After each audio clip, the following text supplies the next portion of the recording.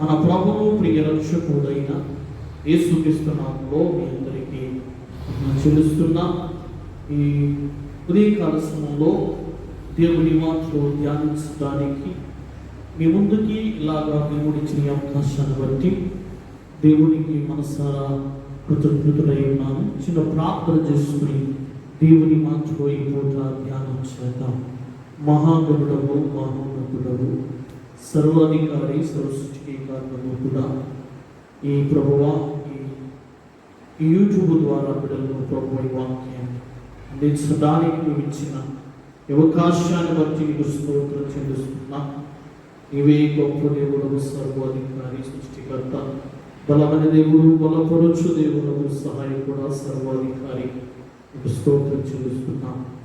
ఇదిగో ఇప్పుడు మాటలు కూడా బంధిస్తున్నప్పుడు నీ ఆత్మకార్యము మధ్యలో నుంచి జరిగించి సహాయం చేయి. యేసు నామములో చున్నాము తండ్రి, ఆమేన్. దేవునికి స్తోత్రం. ఈ పూట దేవుని మాటలు ధ్యానించుకుందాం. లేవ్యకాండము 6వ అధ్యాయము 13వ వచనము జ్ఞాపకం చేసుకుంటే, బలిపీఠం మీద అగ్ని నిత్యము మండింపవలెను, అది ఆరిపోకూడదు. నీవు నిత్యము మండించబడాలి, అది ఆరిపోకూడదు అని ఉదయకాలపు అంశం. లేవ్యకాండంలో దేవుడు మోషేకు ఆజ్ఞాపిస్తూ, నీ అన్న అహరోను అతని కుమారులను యాజక ధర్మము, సేవ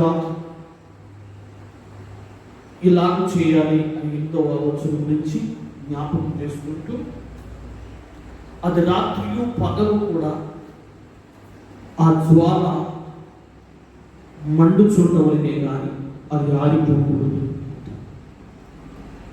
క్రైస్తవ జీవితంలో పరిచర్య అనేది 24 hours గాడ్స్ ఆన్ డ్యూటీలో ఉంటారు.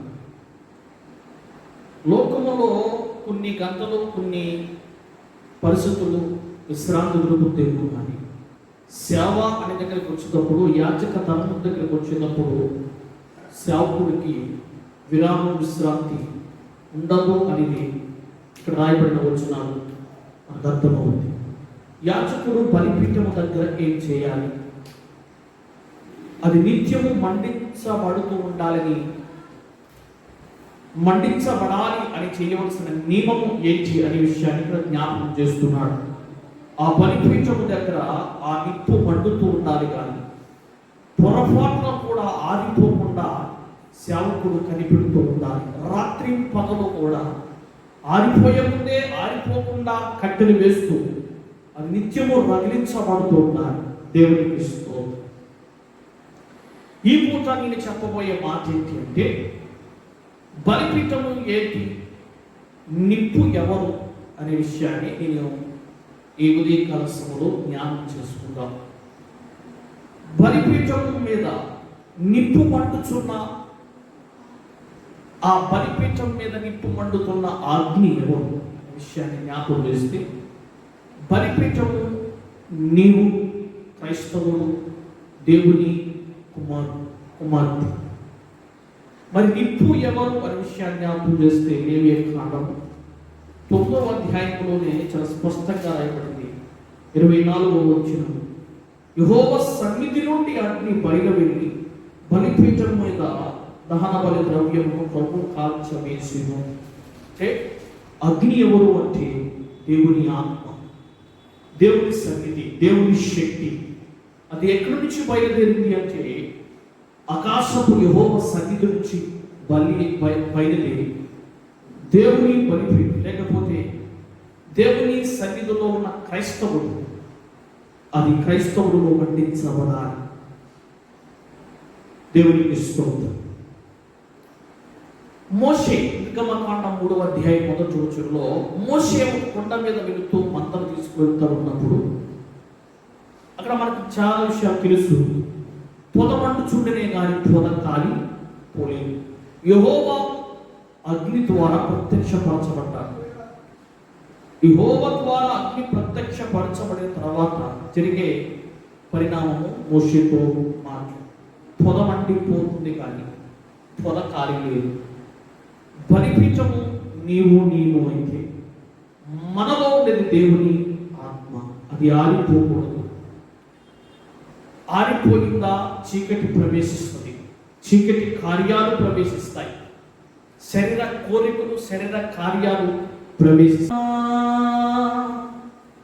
శరీర క్రియలన్నీయు నాలో నశింపచేయుమయా, జీవనది నా హృదయములో ప్రవహింపచేయుమయా. దేవుని ఆత్మ మనలో ఉన్నప్పుడు, దేవుని శక్తి అగ్ని మనలో ఉన్నప్పుడు మనలో ఉన్న చీకటి తొలగిపోతుంది. శరీర కోరికలు, శరీర ఆశలు, శరీర క్రియలు నశించిపోవాలంటే దేవుని ఆత్మ మనలో మండించబడుతూ ఉండాలి. దేవునికి ఇస్తూ అది నిత్యము మండించబడాలి, అది ఆరిపోకూడదు. కొన్ని సమయంలో కొన్ని పరిస్థితుల్లో వెలిగించబడి ఆరిపోయే క్రైస్తవుడు కాదు. దేవుడు కోరుకుంటున్న బలిపీఠం ఏంటి అంటే అది నిత్యము మండించబడాలి. దేవునికి స్తోత్రం. మోషే గురించి జ్ఞాపకం చేస్తే, మోషే చేతులు పైకెత్తగా శత్రువులు ఓడిపోదు. మోషే బరువెక్కి చేతులు దించినప్పుడు శత్రువులు తెలుస్తారు. అంటే దీన్ని బట్టి మనకు అర్థమైంది ఏంటి అంటే, సాతాను ఎప్పుడు ఓడిపోద్ది అంటే మనము రగిలించబడినప్పుడు, మనలో ఆత్మశక్తి ఉన్నప్పుడు, మన దీపం వెలిగించబడినప్పుడు, మనం ప్రకాశించబడుతున్నప్పుడు, మనం మండించబడుతున్నప్పుడు సాతాను శక్తి తగ్గిపోద్ది. ఎప్పుడైతే మనము బలహీనమైపోతున్నామో, మనము ఆరిపోయే పరిస్థితులు ఎదురవుతున్నాయో, వెలిగించబడక ఆరిపోయే పరిస్థితులు మనం ఎప్పుడైతే జరగవో అప్పుడే శత్రువులు గెలుస్తాం. అందుకే నువ్వు బలహీనం కాకుండా శక్తివంతుడిగా ఉండాలి అంటే మండించబడుతున్నప్పుడు సాతాను దూరంగా పారిపోద్ది, నిన్ను విడిచిపోద్ది. చీకటి దూరం అయిపోవాలంటే వెలిగించబడాలి. దేవునికి స్తోత్రం చెప్తాం. మత్తయి సువార్త 25వ అధ్యాయము 8వ వచనం జ్ఞాపకం చేస్తే, అక్కడ బుద్ధి లేని కన్యకులు, బుద్ధి కలిగిన కన్యకులు వారి దివిటిని పట్టుకుని ఆ పెళ్లి కుమారు కొరకు ఎదురు చూసే సందర్భం కనబడుతుంది. వారు దివిటీలు, బుద్ధి లేని కన్యకులు దివిటీలు ఆరిపోయాయి. బుద్ధి లేని కన్యకులు వారి దివిటీలు ఆరిపోయగానే వారి ఆత్మ చల్లారిపోతే, వారి ఆత్మస్థితిలో దిగజారిపోతారు, వారి ఆత్మస్థితిలో దేవునికి దూరం అయిపోతారు. అందుకే ఎప్పుడైతే దివిటి అనేది ఆరిపోయిందో, ఎప్పుడైతే దేవుని ఆత్మశక్తి కార్యము జరగలేదో, మనలో ఆత్మ మండించబడలేదో, దేవుని కార్యాలు, దేవుని సన్నిధి, భక్తి ఇవన్నీ మనము కోల్పోయి దిగజారిపోతాం. రేపొద్దున యేసుతో పాటు ఉండదు.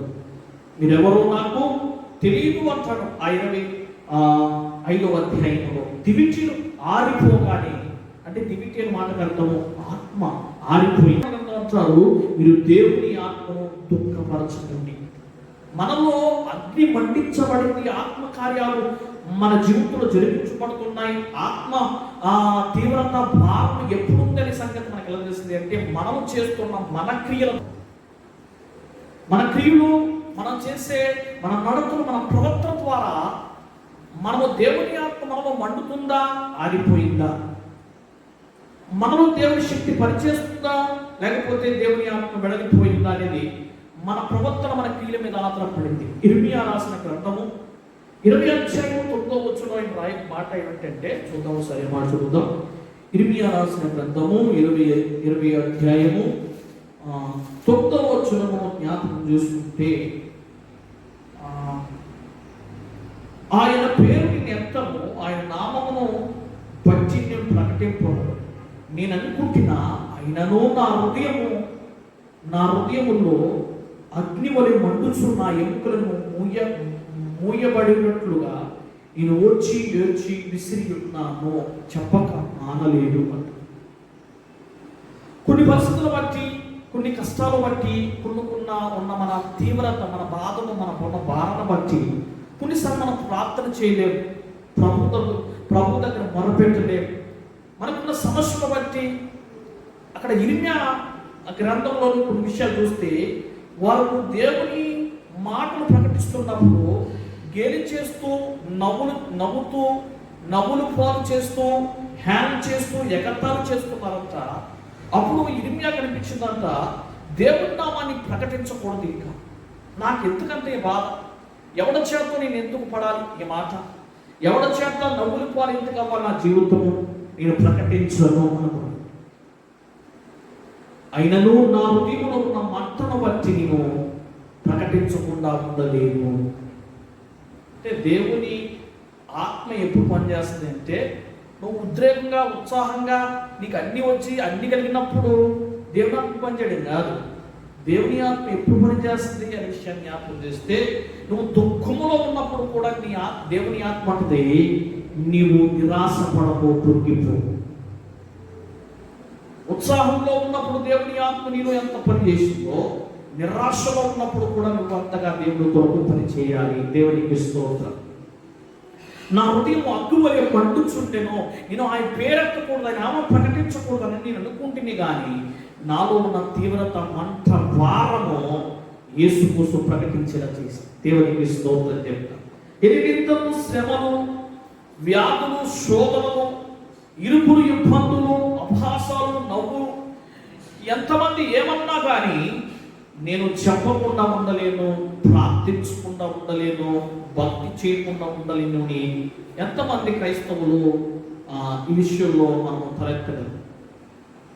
దేవునికి స్తోత్రం చెప్తాము.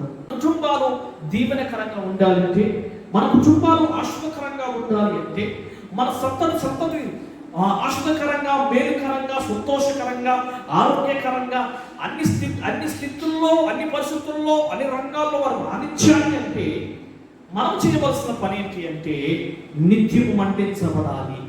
దేవునికి స్తోత్రం చెప్తాం. కొన్ని విషయాలు మీ మధ్యలో ఉంచి నేను ముగించేస్తాను. నిత్యము మండించబడాలి అంటే మనము నిత్యము చేయవలసిన పని ఏంటి? రోజువారీ చేసే పని ఏంటి? మనం శరీర సూత్రం చేసుకుంటాం, ఏంటి, బట్టలు ఉతుక్కుంటాం, బట్టలు వేసుకుంటాం, లేదా మొంగడుకుంటాం, లేదా టిఫిన్ చేస్తాం, భోజనం చేస్తాం, ఇవన్నీ చూసుకుంటాం. ఎవరో చెప్పాలని, మొంగడుక్కుర, టిఫిన్ చేయరా, బట్టలు వేసుకోరా, ఇది చేయరా, అది చేయరా, శరీరం శుభ్రపరచుకో, ఆహారం తిను, నీళ్ళు తాగు, స్నానం చేయని చెప్పాలా? చెప్పరు. శరీరము కోసము ఎవరు చెప్పకుండానే నాకు నేను నిత్యము చేసుకోవలసిన పని. ఓకే, మరి ఆత్మీయ జీవితంలో కూడా నిత్యము చేయవలసిన పనులు ఏంటి అనేది ఈ పూట జ్ఞాపకం చేస్తుంది. దేవునికి స్తోత్రం. ఆత్మ జీవితంలో, ఆత్మీయ పరిస్థితుల్లో మనము నిత్యము చేయవలసిన పని ఏంటి అంటే, మొదటి ప్రార్థన చేయాలి. రోజు చేయవలసిన పని అనుదినము, ప్రతి క్షణము, ఈ దినము దేవుడు నీకు ఇచ్చాడు అంటే నువ్వు చేయవలసిన మొదటి పని ఏంటి అంటే, పడక దగ్గరనే చేయవలసింది ప్రార్థన చేయాలి.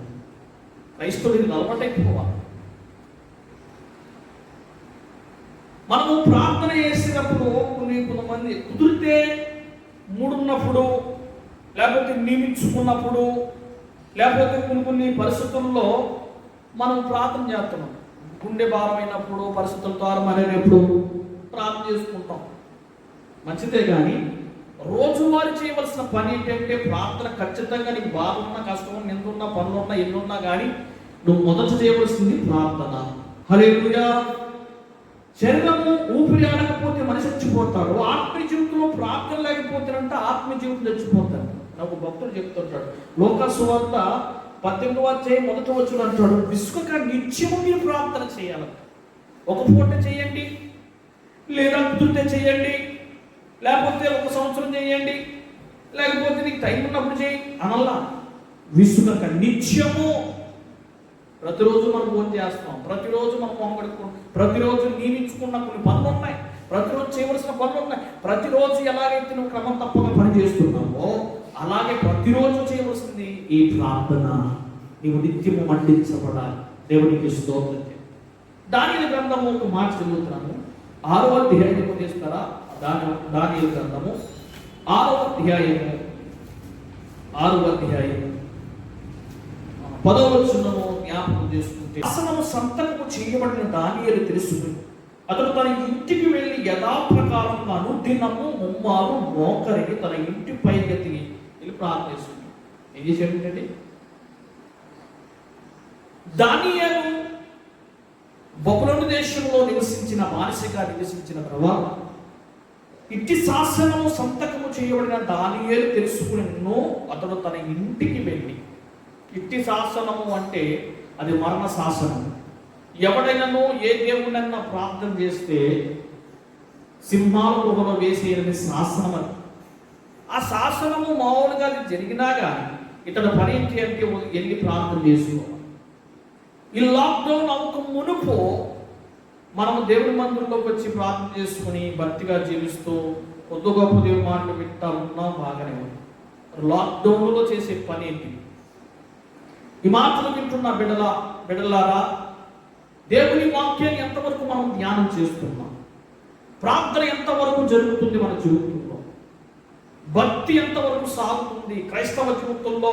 మనం దేవుని కొరకు, దేవుని ఆలోచనలు, వాక్యపులో ధ్యానం ఎంతవరకు మనం జరిగిస్తుందనే విషయాన్ని జ్ఞాపకం చేసి, ఇట్టి శాసనము సంతకము చేయబడిన తర్వాత దానియేలు మౌనంగా ఉండలేదు. ఎందుకు లేదు, తర్వాత చూద్దాం లేదు. అతను ఇంటికి వెళ్ళిపోయి యథావిధిగా అంటారు. యథావిధిగా అంటే రోజు ఎలా చేస్తున్నాడో, అనుదినము ఎలాగైతే ప్రార్థన చేస్తున్నాడో అలాగే అతను వెళ్ళిపోయాడు గదిలో మోకరించి ప్రార్థన చేసి. అనుదినము చేసే ప్రార్థనలో దేవుడు ఎలాంటి కార్యాలు చేస్తాడు? ప్రార్థన ప్రతి పూట లేకపోతే ప్రతి దినము మనం క్రమం తప్పకుండా మనం చేసే ప్రార్థనలో ఎంత జయం ఉంది, ఎంత దేవుడు కార్యాలు చేస్తాడు, ఎంతగా దేవుడు ఇష్టపడతాడు అనే విషయం జ్ఞాపకం చేస్తే 6వ అధ్యాయం 16వ వచనం ఒకసారి చదువుదామా? అతను రాజు ఆజ్ఞ అయ్యాక దానిని పట్టుకుని సింహాల గుహలో వేసేస్తారు. వేసిన తర్వాత మనం తెలుసు, శ్రమ దినం వచ్చినప్పుడు, శోధనలు, శ్రమలు, ఇరుకులు, ఇబ్బందులు వచ్చినప్పుడు మన ప్రార్థనలు ఏం చేస్తుందనే విషయాన్ని ఇక్కడ చాలా స్పష్టంగా 6వ అధ్యాయం 16వ వచనం అంటాడు. రాజు ఉదయకాలంలో ఆ సరసాల దగ్గరికి వెళ్ళిన తర్వాత ఒక మాట అంటాడు ఏంటంటే, నీవు అనుదినము తప్పక సేవించుచున్న నీ దేవుడు నిన్ను రక్షించాడా? అనుదినము మానకాన్ని వెళ్ళి నీ ఇంటిలోకి వెళ్ళి ప్రతి పూట ప్రార్థన చేస్తున్నావే, మారు మోకరించి ఉదయము మధ్యాహ్నం సాయంకాలం ప్రార్థన చేస్తున్నావు, దేవుడితో గడపాలని చూస్తున్నావు, దేవుడితో సహవాసం చేస్తున్నావే. దానియేలు పల్లన్ని పక్కన పెట్టి దేవుని కొరకు దేవుని సమయాన్ని కేటాయించి నువ్వు మోకరించి నువ్వు దేవుని స్తుతిస్తూ ఆనందిస్తూ దేవుడితో సహవాసం చేసావే, దానికి దేవుడైన మనం చూపించాడా దానియేలు అని సింహాల గుహలోకి వచ్చిన రాజు చెప్పే మాట ఏంటంటే, నీవు అనుదినము సేవించుచున్నా నీ దేవుడు, నీవు అనుదినము పూజిస్తున్నా ప్రార్థిస్తున్నా మానక తప్పక అనుదినము నువ్వు కొనియాడుతున్నా నీ దేవుడు ఏమైనా బ్రతికించాడా? దానియేలు అని అడగగా దానియేలు అంటాడు, రాజా చిరకాలము జీవించాను, నా దేవుడు సింహముల ద్వారా నుంచి, శ్రమల ద్వారా నుంచి, ఇరుకులు ఇబ్బందుల నుంచి అవి ఏమి నాకు ఏ హాని చేయకుండా దేవుడు నన్ను తప్పించాడు. దేవునికి స్తోత్రం. చెరసాలలో వేసిన సంఖ్యలు బిగించినను, ప్రార్థించిన వెంటనే రక్షించి నీ హస్తము, యెహోవా నీ నామము ఎంతో బలమైనది, ఎంతో బలమైనది. దేవునికి స్తోత్రం. శరీరానికి ఊపిరి ఎంత అవసరమో ఆత్మకు ప్రార్థన అంత అవసరం. 2వ మాట గురించి జ్ఞాపకం చేసుకుందాం. వాక్యమును చదవాలి, ధ్యానించాలి, అనుసరించాలి. వాక్యము చదివేసి వెళ్ళిపోవడం కాదు. నిత్యము మండించబడినప్పుడు చేయవలసే పని ఏంటి అంటే, నిత్యము చేయవలసిన పనులు ఒకటి ప్రార్థన, రెండవది వాక్యమును చదవాలి, ధ్యానించాలి, అనుసరించాలి. 119:44 వచనము జ్ఞాపకం చేస్తే, కీర్తన గ్రంథము, నిరంతరము నీ ధర్మశాస్త్రమును అనుసరించెదను, నేను నిత్యము దాన్ని అనుసరించెదను.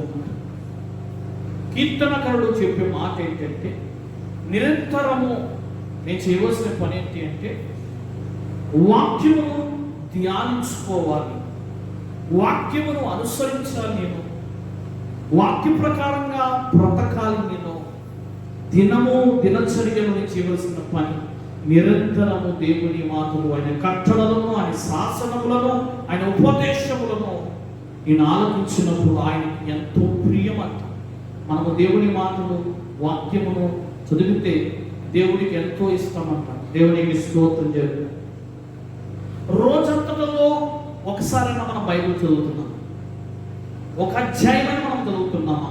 రోజంతటిలో సెల్ ఫోన్లో కానీ, టీవీల ద్వారా కానీ, ఆటల వల్ల కానీ, టైం పాస్ వల్ల కానీ రోజంతా ఏదో విధంగా గడిపేస్తున్నామే. కానీ ఈ రోజులో ఒక పూట అయినా లేకపోతే ఒక సమయంలోనైనా రోజంతటిలో ఒకసారి నా బైబిల్ తీసి వాక్యము చదువుకునే క్రైస్తవులు ఎంతమంది ఉన్నాము? దేవునికి స్తోత్రం. నిత్యము నిరంతరము నీ ఉపదేశము, నీ మాటలు, నీ ధర్మశాస్త్రము నేను అనుసరించేదను. దేవునికి స్తోత్రం చెప్పండి. హల్లెలూయా. ఒక భక్తుడిని అడిగితే, ఒక భక్తుడు ప్రశ్న వేస్తే ఆ భక్తుడిని ఇలా చెప్తాను అంటాడు. ఏంటి ఆ ప్రశ్న అంటే, అయ్యా నీకు ప్రార్థన ముఖ్యమా, వాక్యం ముఖ్యమా?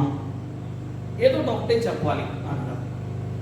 అలాగే ఎవరైనా నన్ను అడిగితే నేనేం చెప్తాను అని ఒక భక్తుడు చెప్తాడు ఈ మాట.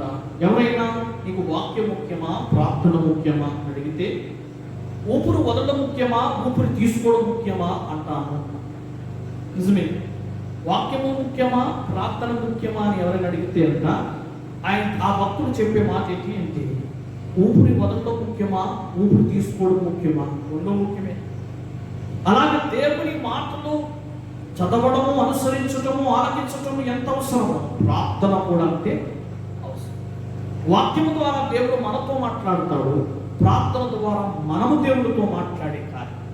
అందుకే ఆ భక్తుడు అన్నాడు, ఊపిరి వదలడం ఎంత ఇంపార్టెంటో ఊపిరి పీల్చుకోవడం కూడా ఇంపార్టెంట్. దేవునికి స్తోత్రం చేయాలి. మొదటిది ప్రార్థన నిత్యము చేయాలి, నిరంతరం అనుదినములో చేయవలసింది. మండించబడే ఆ కట్టె, మండించబడే ఆ బలిపీఠంగా ఆయన మాటను, ఆయన చిత్తానుసారంగా నడుచుకునే విధంగా దేవుని ఉపదేశములను మనం ఆలకించాలి. మూడవదిగా నిత్యం మనం చేయవలసిన పని ఏంటి అంటే, మనం కడగబడుతూ ఉండాలి. దేవునికి స్తోత్రం. మత్తయి సువార్త 23వ అధ్యాయములో మంచి మాట్లాడబడి చూద్దాం. 23వ అధ్యాయము 26వ వచనము జ్ఞాపకం చేసుకుందాం. 23:26లో ఉంటాడు. గుడ్డు పలసీయుడా, గిన్నెయు పల్లెము వెనపల శుద్ధి ఉన్నట్లుగా ముందు వాటి లోపల శుద్ధి చేయము. గిన్నె లోపల శుభ్రము చేయబడాలి. ఎప్పుడు చేయబడాలి? ఇల్లు పెట్టుకుంటాం మనం. ఏ రోజు తిన్నా ఇల్లు ఆ రోజే. అలాగే ప్రతిరోజు మనం చేయవలసింది ఏంటంటే మన హృదయాన్ని శుభ్రపరచుకోవాలి. దేవునికి స్తోత్రం. ఇప్పుడు లాక్డౌన్లో మనకు చెప్పే కొన్ని సూచనలు సెల్ ఫోన్ ద్వారా, టీవీల ద్వారా, డాక్టర్స్ ద్వారా, లేకపోతే ప్రభుత్వం ద్వారా మనకు చెప్పేది ఈ లాక్డౌన్లో, లేకపోతే ఈ కరోనా, ఈ మహమ్మారి మన జీవితంలోకి రాకుండా ఉండాలంటే మనం మూతులు కడుక్కోవాలి, చేతులు కడుక్కోవాలి. మనం పరిశుద్ధ దేహాన్ని శుద్ధి చేసుకోవాలి, చేతులు కడుక్కోవాలి, మొహం కడుక్కోవాలి, కాలు కడుక్కోవాలి. ఇవన్నీ మనం ఎలాగైతే కడుక్కొని శుభ్రపరచబడుతున్నామో మన హృదయాన్ని కడుక్కోవడం కూడా అంతే శుభ్రపరచు. కడుక్కొని లోపలికి వెళ్ళండి, ఇంట్లోకి వెళ్ళండి, కడుక్కొని చేతి కడుక్కొని మీరు కాలు కడుక్కొని లేకపోతే స్నానం చేసి ఎప్పుడైతే ఇంట్లోకి వెళ్తే మీరు పరిశుభ్రంగా ఉంటారు అని ఎలాగైతే అన్నాడో, నువ్వు హృదయాన్ని కడుక్కుంటే నీ పరలోకపు ఇంట్లోకి వెళ్తావు. దేవునికి స్తోత్రం చెప్తా. హల్లెలూయా. ప్రతిరోజు చేతులు, ముఖము, పళ్ళు, దేహము, లేకపోతే పాత్రలను శుభ్రం చేస్తున్నామో అలాగే మన హృదయంలో ఉన్న ఆలోచనలు, మాటలు, క్రియలు, ప్రవర్తన అపవిత్రత కాకుండా ఉండాలి అంటే రోజు శుద్ధి చేయబడాలి, పరిశుద్ధపరచబడాలి. సంవత్సరానికి ఒకసారి కలుపుకోవడం కాదు, నెలకి సంస్కారం ఇచ్చేటప్పుడు ఒప్పుకోవడం కాదు, ప్రతి పూట చేసే నీ చూపుల ద్వారా, మాటల ద్వారా, ప్రవర్తన వల్ల, ఆలోచనల వల్ల, నీ క్రియల ద్వారా, నీ పనుల ద్వారా, నీ నడకల ద్వారా చేసే ప్రతి అవిధేయతను దేవుని సన్నిధిలో ఒప్పుకోవాలి. ఒప్పుకోవడం అంటే మళ్ళీ పని చేసేసి ఒప్పేసుకొని మళ్ళీ చేసేసి మళ్ళీ మట్టి రాసుకొని మళ్ళీ కడుక్కొని మళ్ళీ మట్టి రాసుకొని మళ్ళీ కడుక్కొని దేవుడు అధికారు యాక్సెప్ట్ చేసి నువ్వు ఒక్కసారి ఆ పాపములో పడిపోయి మళ్ళీ తిరిగి లేచావు, మరి ఎన్నడూ ఆ పాపము జోలికి పోకుండా ఉన్నా. అది దేవుడికి ఇష్టం. యేసు పాదాల దగ్గరికి వచ్చిందో ఒక అమ్మా ఇంక మరి ఎన్నడూ ఈ పాపము చెయ్యదు, నేను క్షమించాను. క్షమించబడ్డాము అంటే మనలో ఇంకే పాపములు లేనిది. క్షమించబడిన తర్వాత మరి చేసే పాపంలో మరి ఎన్నడూ అవి చెరపబడమంట. దేవునికి స్తోత్రం చెప్తా. హల్లెలూయా, హల్లెలూయా. నిర్గమకాండము 27వ అధ్యాయం చేయండి ఒకసారి మాట చూద్దాం. 27వ అధ్యాయము నిర్గమకాండము 27వ అధ్యాయము 20 వచనం ఒకసారి జ్ఞాపకం చేసుకుందాం. మరియు దీపము నిత్యము వెలుగుచున్నట్లు అని రాయబడింది. మరియు నిత్యము దీపము వెలుగుచుండినట్లు. ఒకటి, నిత్యము చేయవలసిన పని. ఆ బలిపీఠము దగ్గర ఆ నిప్పు మండించబడాలి అంటే, అగ్ని ఆరిపోకుండా ఉండాలంటే నిత్యము చేయవలసిన పనులేంటి? ప్రార్థన, వాక్యము, ధ్యానము, అనుసరణ. మూడవది కడగబడుతూ ఉండాలి. నిత్యం పల్లెము లోపల కడగబడుతూ ఉండాలి. హృదయమును శుభ్రపరచుకుంటాను. నీ క్రియలు, నీ ఆలోచనలో, నీ చూపులు, నీ నడతలు ప్రతి విషయంలో కడగబడుతూ, ఒప్పుకుంటూ, పశ్చాత్తాపడుతూ దేవుని సన్నిధిలో నీ కనిలుండిస్తూ ఉన్నావు. దేహానికి స్థానం ఎంత అవసరమో హృదయానికి ప్రార్థన అంత అవసరం. నిత్యము కడగబడతా ఉండాలి. నాలుగవది, నిత్యము వెలిగించబడుతూ ఉండాలి. దీపము నిత్యము వెలిగించబడుతుండాలి. మాట నిర్గమకాండ 27:20 వచనంలో మాట. మరియు దీపము నిత్యము వెలుగుచుండనట్లు అంటే దీపము నిత్యము వెలగాలి. నిత్యము వెలిగే దీపము ఏంటి అని అర్థం అంటే మన సాక్ష్యం. దేవునికి స్తోత్రం. దీపము అంటే ఏంటి అని చెప్పిన మాటకి సాక్ష్యం. సాక్ష్యం లేని జీవితము చేపలు లేని చెరువులాంటి, కాయలు లేని చెట్టులాంటి, పువ్వులు లేని మొక్కలాంటి. ఈ మాట నేను మాట్లాడుతూ ఉన్నప్పుడు మనము చాలా మంది ప్రార్థనా పరులని, భక్తి పరులని ఫీల్ అయిపోతూ ఉంటాం. ఒకసారి ప్రార్థన చేస్తామండి, గుళ్ళుకు వచ్చేస్తామండి, ఉపవాసాలు చేస్తామండి, దేవుని పట్ల నమ్మకం ఉంటామండి, ఎన్నో ప్రార్థనలు కనిపెడతా ఉండండి అని చాలాసార్లు మనం చాలా ఫీల్ అయిపోతూ ఉంటాం. ప్రార్థన జీవితం, భక్తి జీవితము సరైనది ఉన్నా కానీ నీ ప్రవర్తనకి సాక్ష్యం పోకపోతే, పెద్ద చెరువైనా సరే చేప లేకపోతే ఉపయోగం.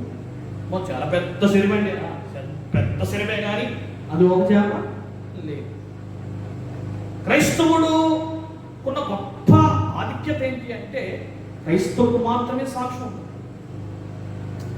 వాడు సత్యులో ఉన్నప్పుడు ఒకలాగా, బయట ఉన్నప్పుడు ఒకలాగా, పాస్టర్లు చూసి ఎప్పుడో ఒకలాగా, బయట ఉన్నప్పుడు ఒకలాగా, ఓసరవిల్లు వలె రంగులు మార్చుకుంటూ, స్థలాన్ని బట్టి ప్రవర్తన మార్చుకుంటూ, లేకపోతే స్థితిని బట్టి నీ ఉన్న వ్యక్తిత్వాన్ని మార్చుకుంటూ ఉన్న క్రైస్తవుడు అది దేవుడు ఇష్టపడే ప్రవర్తన కాదు. దేవుడు ఇష్టపడే జీవితాన్ని అది ఇష్టపడ్డది. దేవుడు నీవు ఎదిగించబడకుండా నీ సాక్ష్యము ఆరిపోకూడదు. సాక్షులేని పరిచర్య, సాక్షులేని వ్యక్తి ఎంత బోధించినా, ఎంత ప్రార్థించినా, ఎంత దేవుని మందిరంకి వచ్చి ఎంత వాక్యం విన్నా కానీ నీ జీవితంలో సాక్ష్యము అనేది లేదు అంటే, నువ్వెంత జీవించినా, ఎంత క్రైస్తవుని పేరు చెప్పుకున్నా, దేవుని కుమారుని ఎంత చెప్పుకున్నా కానీ అది నీకు నువ్వుగా నమ్మకూడదు తప్ప దేవుని నువ్వు ఆమోదించలేదు, ముద్ర వేయలేదు. జ్ఞాపకం. నీ పక్క వారి గురించి సాక్ష్యం చెప్పే ఉండాలి. నీ ఊరి వారి గురించి సాక్ష్యం చెప్పేలా ఉండాలి. నీ ఇంటి వారి గురించి సాక్ష్యం చెప్పేలా ఉండాలి. నీ జీవితంలో నువ్వు ఎప్పుడైతే ఒకసారి వెలిగించబడ్డావో మరెన్నడూ అది ఆరిపోకూడదు. దేవునికి స్తోత్రం. హల్లెలూయా. అందుకే యోహాను గురించి ఒక మాట అంటాడు, అతడు మండుచు ప్రకాశించు జ్యోతు వలె ఉన్నాడు అంటాడు. అతడు మండుచు ప్రకాశించు జ్యోతు వలె ఉన్నాడు. అతడు కొన్ని అంటే మనము మత్తయి సువార్త చూసినప్పుడు బాప్తిస్మం ఇచ్చే యోహాను గురించి రాయబడుతూ, అతడు ఈ లోకానికి వచ్చినప్పుడు ఒక వెలుగు వెలిగి అనేక మంది జీవితాల్లో వెలిగి నింపి మనం ఈ లోకంలో వదిలేసి పరలోకంలో మన గురించి దేవుడు ఒక మంచి సాక్ష్యం చెప్పేలా ఉండాలి. ఇతడు నా కొరకు వెలిగించబడిన క్రైస్తవుడు, నా కొరకు మండించబడిన దేవుని కుమారుడు చెప్పేలా ఉండాలి. దేవునికి స్తోత్రం చెప్తాను. కొన్ని విషయాలు మీకు చెప్పి ముగించేస్తాను. ద్వితీయోపదేశ కాండము 19వ అధ్యాయం చాలా విషయాలు ఉన్నాయి, కానీ 19వ అధ్యాయం 9వ వచనం జ్ఞాపకం చేస్తే, నిత్యము ఆయన మార్గములో నడుచుటకును నేడు నీకు ఆజ్ఞాపించిన ఆజ్ఞను అనుసరించుచు అంటారు. ప్రార్థన వాక్యము కడగబడము సాక్ష్యము ఎంత ఇంపార్టెంటో రాయబడిన మాట కూడా 19వ అధ్యాయం 9వ వచనం అంటాడు, నిత్యము ఆయన మార్గములో నడవాలి. ఆయన మార్గము ప్రయాణించాలి. మనం ప్రారంభించబడ్డాం దేవుని నమ్ముకుని, దేవుని ఆనుకుని, దేవునితో ఆధారపడుతూ దేవుని సన్నిధిలో, ఇంకా దేవుని ఈ అరణ్య ప్రయాణంలో మనం ప్రారంభించి యేసుతో ఆనుకుంటూ వెళుతున్నామే. ఈ ప్రయాణము ఆగిపోకూడదు, సాగిపోవాలి. ఆయన వెంట ఆయన మార్గంలో నడుచుకుంటూ వెళ్ళాలి. దారి తప్పిపోకూడదు, దేవునికి దూరం అయిపోకూడదు. నీ స్వబుద్ధిని ఆదరణ చేసుకుంటూ, నీ ఆలోచనలు ఆదరణ చేసుకుంటూ, దేవుని చిత్తాన్ని ఎరిగి, దేవుని చిత్తాన్ని మరిచి, దేవుని చిత్తాన్ని విడిచిపెట్టి నువ్వు తప్పిపోయావా, ఆయన మార్గంలో నువ్వు వెళ్ళడు మరి ఇంకా నడవలేకపోవచ్చు. అందుకే నిత్యము ఆయన మాటలో ఉండాలి, ఆయన చిత్తంలో ఉండాలి, ఆయన అడుగుల్లో ఉండాలి, ఆయన రెక్కల నీడలో ఉండాలి. ఆయన మాట ప్రకారంగా జీవించి నడిచే క్రైస్తవుడు కావాలి. దేవునికి స్తోత్రం చెప్తాను. హల్లెలూయా. నీవు దేవుని యొద్ద నుండి ఎప్పుడైతే నువ్వు తొలగిపోతావో, ఈ విషయాన్ని జ్ఞాపకం చేసుకోండి. దేవుని యొద్ద నుంచి నువ్వు ఎప్పుడైతే తొలగిపోతావో, ఎప్పుడైతే నువ్వు దిగిపోతావో, ఎప్పుడైతే నువ్వు జారిపోతావో, అప్పుడే సాతాను నీపై గెలిచినట్టే, అప్పుడే నువ్వు సాతానుకు చోటు ఇచ్చేసినట్టే. యెరూషలేము నుండి యెరికో పట్టణంలోకి ఒక వ్యక్తి దిగిపోతున్నప్పుడు దారి మధ్యలో దొంగడు వచ్చి వాడిని పట్టుకుని, దేవుని సన్నిధి నుంచి నువ్వు దూరం అయిపోయావా, శ్రమల పాలైపోతావు. దేవుని హస్తం నుంచి నువ్వు దూరం అయిపోయావు, దేవుని ఇంటి నుంచి దూరం అయిపోయావు, తండ్రి ఇంటి నుంచి, తండ్రి ప్రేమ నుంచి నువ్వు దూరం అయిపోయావు. మరుక్షణం నుంచి చేయవచ్చు. నిన్ను సాతాను నిన్ను స్వాధీనం చేసుకొని నిన్ను ఆడిస్తా ఉంటాడు. దేవునికి స్తోత్రం చెప్తా. కీర్తన గ్రంథం 30 అధ్యాయం 12వ వచనం ఉంటాడు, నిత్యము నేను నిన్ను స్తుతించెదను. నిత్యము చేయవలసిన పక్షణము ఆయన స్మరణలోకి రావాలి. మాటలో కానీ, ప్రవర్తనలో కానీ, ప్రయాణంలో కానీ, పనిపాటంలో కానీ, అన్ని విషయంలో ఇద్దరి మధ్యలో సంభాషణలో కానీ దేవునికి మహిమార్థంగా ఉండాలి. స్తుతించబడుతూ ఉండాలి. దేవునికి మహిమార్థంగా, దేవుని సన్నిధిని పొగడబడుతూ, ఆయన నామాన్ని కీర్తించబడుతూ నువ్వు స్తుతించాలి. అందుకే దావీదులో ఉన్న గొప్ప లక్షణం ఏంటి అంటే, ఆయన ఎప్పుడూ దేవుని స్తుతించేవాడు. 3 సార్లు ప్రార్థనలు, 7 సార్లు స్తుతులు, ఉదయకాల, మధ్యాహ్నకాల, సాయంకాలం, అనుదిన ప్రతిక్షణము చేసే పని ఏంటంటే దావీదు దేవుని స్తుతియాగం చేశాడు. స్తుతియాగం అంటే ఏంటి తెలుసా? యాగము అంటే అది ఆగేది కాదు. స్తుతి కూడా నీ హృదయంలోంచి కానీ, నీ మనసులోంచి కానీ, నీ నోట్లోంచి కానీ ప్రతి సమయంలో కూడా స్తుతి అని రావాలి నోటంట. దేవునికి స్తోత్రం చెప్పండి. హల్లెలూయా. 44:8 వచనంటాడు, నిత్యము కృతజ్ఞత చెల్లించేదను అంట. నిత్యము స్తుతించేదను, రెండవది నిత్యము కృతజ్ఞత చెల్లించేదను. క్రైస్తవుడు ఉదయం మన దేవుడు మనకు చేసే మేలులో కానీ మనం ఎన్నడూ కృతజ్ఞతుడై ఉండాలి. నీకు ఇచ్చిన ఊపిరి, నీకు ఇచ్చిన ఆరోగ్యం, నీకు ఇచ్చిన సంపద, నీకు ఇచ్చిన ఆనందం, నీకు ఇచ్చిన గృహము, నీ బిడ్డలు, నీకున్న పరిస్థితులు, నీకు ఇచ్చిన స్థితి స్థానాన్ని బట్టి నువ్వు ఎప్పుడు దేవుని కృతజ్ఞతాస్తుతులు చెల్లించాలి. యెహోవాను స్తుతించుట మంచిది అని కార్యమును తలపోసుకుంటా మంచిది అంట. దేవుడు చేసిన సహాయాన్ని, దేవుడు చేసిన మేలు సంవత్సరం కాచిన దేవుడు, నెలలు కాస్తున్న దేవుడు, వారం కాస్తున్న దేవుడు, ప్రతిక్షణము అనుదినము కాపాడుతున్న దేవునికి మనము ఏం చేసి మన రుణం తీర్చగలము. అందుకే మనం చేయవలసింది ఏంటంటే అని కృతజ్ఞతుడై ఉండాలి. దేవునికి స్తోత్రం. నీవిచ్చిన ఈ స్థానము, నీవిచ్చిన ఈ గృహము, నీవిచ్చిన ఈ ఆరోగ్యం, నీవిచ్చిన సంపద, నీవిచ్చిన ఈ ఆనందం, అన్ని విషయంలో మనము దేవుణ్ణి స్తుతించాం. లాజరు జీవితంలో నాకు నచ్చే మంచి మాట ఏంటంటే, సుఖము కోల్పోయాడు, ఆనందాన్ని కోల్పోయాడు, ఆరోగ్యాన్ని కోల్పోయాడు, వస్త్రము సరైనది కాదు, గృహము లేదు, ఏమీ లేకపోయినా స్తుతించేవాడై ఉన్నావు. నువ్వు అన్నీ కలిగి ఉన్నా కూడా దేవుడు స్తుతించేవాడై ఉన్నావా? దేవుడికి కృతజ్ఞతుడై ఉన్నావా? నాకు అది లేదండి, లేకపోతే ప్రార్థన చేస్తున్నాడు, అది రాలేదని ప్రార్థన చేయలేదండి, అది ఇవ్వట్లేదని ప్రార్థన చేయ, అది ఇవ్వట్లేదు ఇది ఇవ్వట్లేదని కాదు, ఉన్న ఇచ్చాడు కదా. గతించిన దినాలు దేవుడు చేసిన సహాయాన్ని మర్చిపోయి ఆయన ప్రార్థించకుండా, కృతజ్ఞత చెల్లించకుండా, స్తుతించకుండా, నువ్వు చేయకుండా చేయవలసిన పనులు చేయకుండా పనులు చేస్తూ నీ జీవితాన్ని ఆరిపేసుకుంటున్నావే. ఓ ప్రియమైన క్రైస్తవుడా, ఈ మాటలు జ్ఞాపకం చేసుకో. నిత్యము మండించబడాలి నీ కంటే బలిపీఠము దగ్గర ఆ నిప్పి ఆరిపో. దేవునికి స్తోత్రం చేస్తాం. సామెతల గ్రంథం 23:17 అంటాడు, నిత్యము యెహోవా యందు భయభక్తులు కలిగి ఉండాలి. భయభక్తులు కలిగి ఉంటే ఏం జరుగుద్ది? లోకానుసారంగా బ్రతికితే ఏం జరుగుద్ది? దేవుని సన్నిధిలో భయం భక్తి కలిగి ఉంటే ఏం జరుగుతుంది అంటే, ద్వితీయోపదేశకాండం 5:29 అంటాడు, వారి వారి సంతానము క్షేమం కలిగినట్లు. నీవు కాదు క్షేమంగా ఉండడం, నీ బిడ్డల కాదు క్షేమంగా ఉండడం, వారి బిడ్డలు సంతానం కూడా క్షేమంగా ఉండాలంటే నువ్వు యెహోవా యందు భయభక్తులు కలిగి ఉండాలి చెప్పి ప్రతి నిమిషం రాసుకుని చదువుకోండి. 23:17 అంటాడు, నువ్వు యెహోవా యందు భయభక్తులు కలిగి ఉంటే, ఆయన సన్నిధిలో యెహోవాకు ఇష్టకరంగా కనబడితే, ద్వితీయోపదేశకాండం 5:29 వారి వారి సంతానం క్షేమం కలిగినట్లు వారి యెహోవా యందు భయభక్తులు కలిగి ఉంటే. దేవునికి భయపడు, లోకానికి కాదు. దేవునికి భయపడు, మనుషులకు కాదు. దేవునికి భయపడు, లోకంలో పరిస్థితులకు కాదు నువ్వు భయపడవస్తుంది. దేవునికి భయపడక లోకంలో ఉన్న వాళ్ళని భయపడుతున్నావు, లోకంలో శ్రమలు తెచ్చుకుంటావు. దేవునికి భయపడు, నీకు క్షేమం తెచ్చుకుంటావు.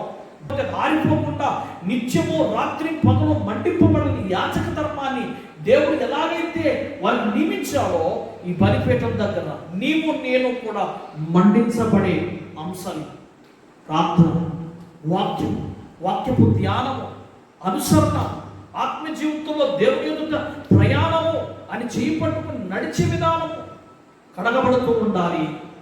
మన సాక్ష్యము వెలిగించబడుతూ ఉండాలి. ఆయన మార్గంలో నడుచుకుంటూ ఉండాలి. దేవుని స్తుతించుకుంటూ ఉండాలి.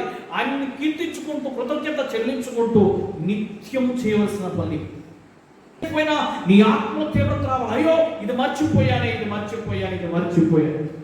అంటే ఇరవై అంటాడు, నేను చెప్పకూడదు, ఇంకా ఆయన నామాన్ని ప్రకటించకూడదు, ఆయన గురించి నేను బోధించను, వెళ్ళను, చెప్పను అన్నా కానీ నా హృదయంలో మంట ఉన్నవాడు, బాధ ఉన్నవాడు, తీవ్రత ఉన్నవాడు ఏం చెప్పాడు తెలుసా?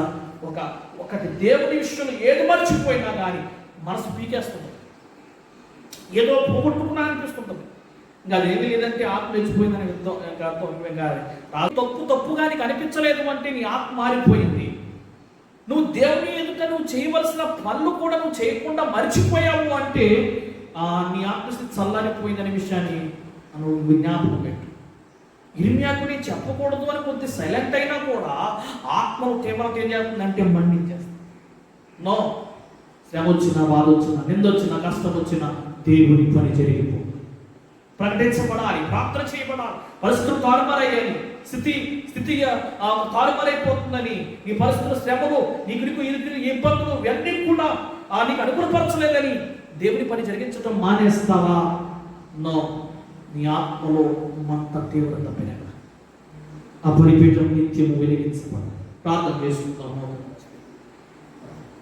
యాజక ధర్మములో అహరోను కుమారుడు చెప్పే మాట, ఆ బలిపీఠం మండించబడాలి, అది అగ్ని చేత మండించబడాలి, ఆరిపోకూడదు. ప్రియ క్రైస్తవులు,